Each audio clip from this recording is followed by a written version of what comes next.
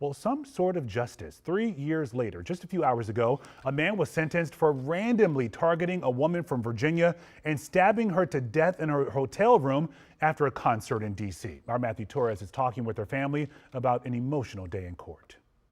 Defendant George Sidner kept his head down as Christy Bautista's family called him evil and a monster for stabbing her 34 times. Dozens of her family and friends appeared in court either in person or virtually, some of them wearing this butterfly hair clip in honor of Christy and her free spirit. He took my sister's life. He deserved nothing but the maximum.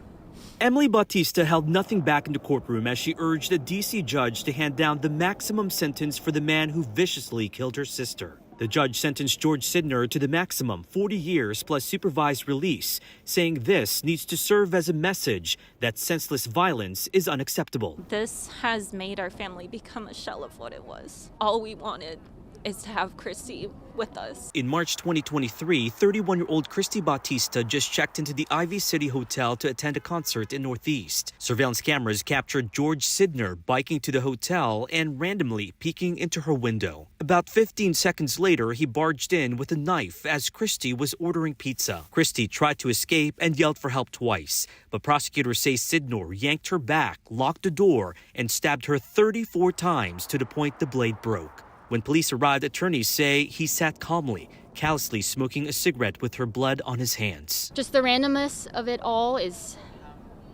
I don't know, it's hard to digest. The family also criticized the criminal justice system in D.C. for a prolonged outcome and how Sidner was allowed to stay out of jail months before Christy's murder. Sidner was wanted for failing to appear to his sentencing for an armed robbery. Christy was the victim of a person who had just pleaded guilty months before to attacking another woman randomly. In October, Sidner pleaded guilty to first-degree murder. Family and friends say while they'll never know the motive, they will continue to honor Christy by remembering her bright personality and love for music and plants.